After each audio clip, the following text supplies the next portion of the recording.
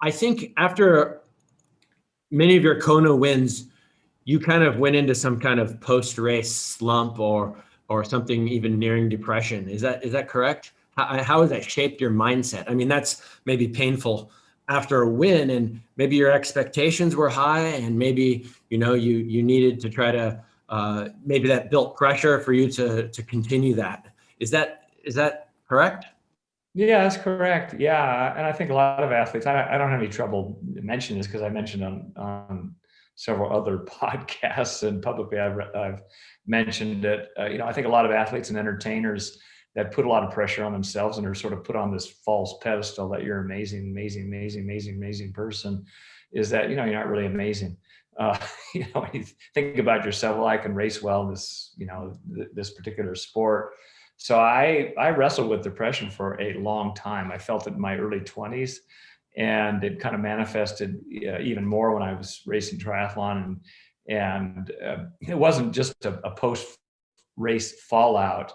It was the expectation that I can be better. And it wasn't really a vendetta against beating my competition. It was I can push myself further, faster, and I want to reach these lofty goals. So I had almost every year that I raced, I had periods where I was in depression. And like an alcoholic, the way I would sort of punish myself, sort of self-inflicted pain, was not to exercise and to eat more. And at that time, I would eat a lot of carbohydrates, so I would gain weight. And the curse of all lean triathletes is, wow, you're 5 kilograms heavier just overnight. I said, yeah, because I can eat a lot.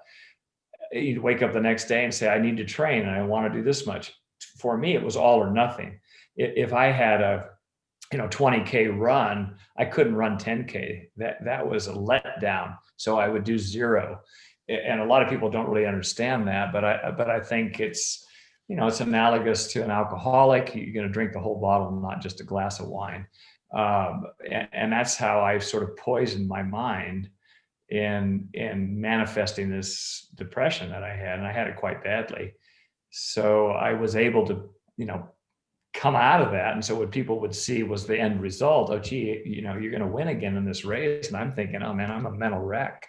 But within a month or 6 weeks before the race, I'd say, okay, I'm ready to go. And I'd forget about that period of depression. So it became a real roller coaster mentally. I think it was certainly attributed to my diet at the time.